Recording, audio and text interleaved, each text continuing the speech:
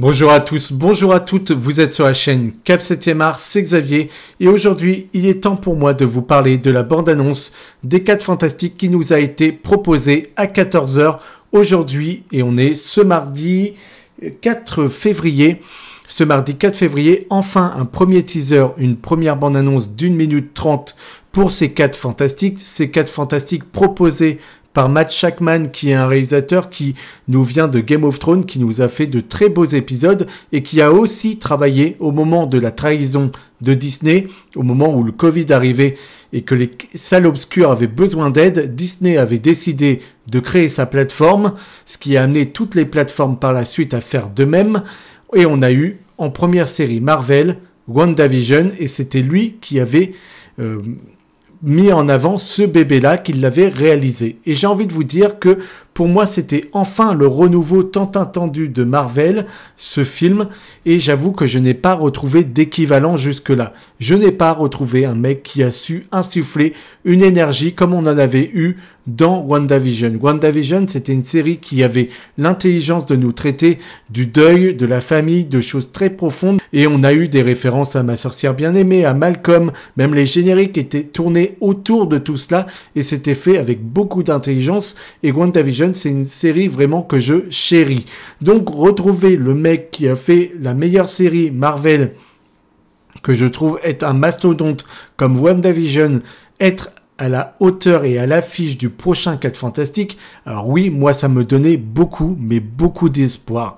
Et qu'est-ce qu'il en est? Alors les premières images pour elles-mêmes, c'est incroyable ce qui nous est proposé, et je pense que je ne regarderai pas les prochaines bandes annonces parce que je ne veux pas découvrir tout le film dans ces extraits. Alors ce que je peux vous dire, c'est que tout de suite, qu'est-ce qui saute aux yeux? C'est l'époque, on est dans les années 70, on a un côté 70 qui pue à travers toutes ces images, et on a rarement eu ce genre de proposition dans le Marvel Cinematic Universe. En général, ça pourrait être dans n'importe quelle époque, c'est fluide, c'est tout lisse si vous voulez. Là, ça transpire de générosité et d'envie. Alors, on voit des faux décors, on voit aussi qu'on fait référence au cinéma de cette époque-là, des années 70, mais j'ai envie de vous dire que quand on regarde la bande-annonce, ce qui me saute le plus aux yeux, c'est les personnages. Les personnages, j'ai l'impression qu'ils sortent tout droit des comics. Regardez comment est fait la chose. Regardez comment il est traité, comment il est amené. Regardez son image dans les comics, c'est le même, c'est l'identique. Là, on a un respect et on a eu envie de faire plaisir aux lecteurs des comics de toujours. Et j'ai envie de vous dire autre chose. On a ces comics qui sont des années 60. Les premières aventures des comics des 4 Fantastiques, c'est les années 1960-61. Ça a tout de suite eu un petit succès. Ça a même très bien marché dès le début. Mais pourquoi? Parce que ces super-héros-là traitaient aussi de la famille. C'était pas que des super-héros. On les voyait rentrer chez eux et avoir des conflits familiaux avec les membres de leur famille. Et ça a été l'un des premiers à le faire. Et ces personnages-là ont beaucoup touché aussi parce qu'ils traitaient de l'Amérique actuelle de cette époque-là. On est dans les années 60, on a la course à l'armement, on a l'envie d'exploration spatiale, et que sont ces personnages? Des scientifiques qui cherchent à découvrir l'univers. Et c'est clairement ce qu'on nous raconte dans ces comics, c'est clairement un pan de l'histoire de l'Amérique, mais c'était un pan de l'histoire de l'Amérique actuelle à cette époque-là. En 1960, on était tout pile dedans. Donc les lecteurs reconnaissaient leur actualité avec ces personnages, avec des personnages qui étaient plus centrés famille qu'ils n'étaient dans l'exploration. Et quand on montrait des choses extraordinaires se produire, eh bien ça avait un effet décuplé sur les lecteurs de cette époque-là. Donc je peux comprendre pourquoi les 4 Fantastiques ont eu un petit effet, et je comprends très bien pourquoi le réalisateur a dû vouloir ancrer son époque dans les années 70, parce que c'est là où les personnages sont nés. Alors comment il va le faire? Comment il va faire que ces personnages-là ne sont pas intervenus dans tout le conflit du Marvel Cinematic Universe grâce au multivers? Probablement, je lui fais entièrement confiance à Matt Shakman, mais regardez la gueule, regardez comment ça transpire de générosité, regardez les décors, regardez cette technologie qui est très rétro tout de même, mais on voit qu'il y a un petit côté scientifique, il y a un petit côté plus poussé, il y a une technologie qui est mise en avant, mais on essaye aussi de la vieillir un peu pour lui donner justement ce côté où elle est un peu dépassée et elle pourrait être de ces époques-là. C'est ça qui est intéressant. C'est tout ce qui est amené pour qu'on rentre dans l'univers. Et je vois les personnages, je m'attache à eux. Alors on a Pedro Pascal. Pedro Pascal, c'est un mec qui nous vient de Game of Thrones, qui a été sur Narcos, qui était dans Gladiator 2. On avait Vanessa Kirby. Vanessa Kirby, c'est une femme très intéressante et qui a un regard mais juste sublime.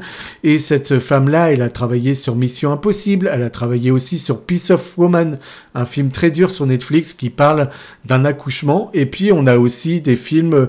Elle a travaillé sur Napoléon aussi et de Ridley Scott, c'est pas rien. Donc oui, en meneuse d'hommes, je pense qu'elle pourra largement faire le taf. Et je vous dis, quand je vois la chose, le voir sortir vraiment des pages de comics, c'est ce qui me réjouit le plus. Mais Matt Shakman est pour moi le mec qui peut sauver Marvel et lui redonner vraiment un intérêt. Et quand on voit ce qu'ils sont capables de faire là, mais les 4 Fantastiques, pourquoi ça a autant d'intérêt pour Marvel? Parce que c'est une première approche pour amener les X-Men par la suite. Et croyez-moi, les X-Men sont préparés, les X-Men vont arriver, mais ils ne se feront pas n'importe comment. Et j'espère qu'ils se feront toujours avec des mecs qui ont l'intelligence de celui-ci. J'espère qu'on aura du coup une profondeur amenée sur les personnages bien plus présente que dans les précédents films. J'espère qu'on creusera leurs liens. J'espère vraiment qu'on accentuera sur l'émotion et c'est ça, moi, qui va être très important sur cette série. C'est là où il réussissait pour moi sur WandaVision, c'est qu'il avait de l'intelligence dans ses propos et qu'il le faisait avec beaucoup de cœur. Et ici, j'y crois, mais complètement. Quand je vous dis que je défonce Marvel à chaque fois, j'ai pas toujours défoncé Marvel. Alors, je défonce Marvel depuis sur une vingtaine de films qu'ils ont fait, j'en trouve 3 bons. Mais honnêtement, le reste, je trouve que c'est catastrophique. Et quand ils ont fait WandaVision, j'ai tout de suite reconnu le talent du mec. Mais là, on a réellement un homme qui est derrière le film, qui est en train de lui amener vraiment une âme, une vision d'auteur, quelque chose. Et ça, c'est intéressant. Quand je vois les premières images, quand je vois aussi Galactus, quand je vois comment il est amené à l'image, vous avez une image où on voit la ville et vous avez un énorme casque, une énorme tête qui sort justement du haut. Eh bien, c'est Galactus. Et Galactus, il va être incarné par Ralph Ineson, un acteur qui vient de Game of Thrones aussi, qui a fait beaucoup de choses, qui est un acteur qui a beaucoup de cachets.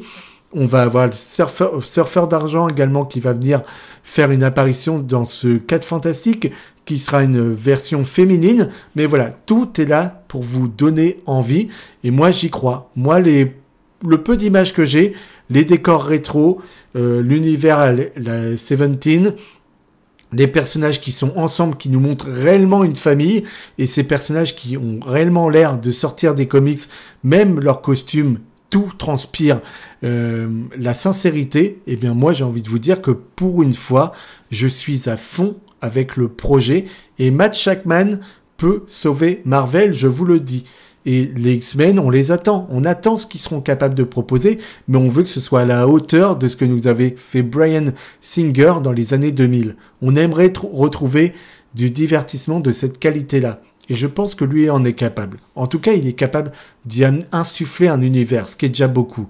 Donc voilà, vous pouvez me retrouver pour bien des vidéos, vous abonner, me donner de la force, me faire part de vos retours, me dire ce que vous en pensez. Et merde, vivement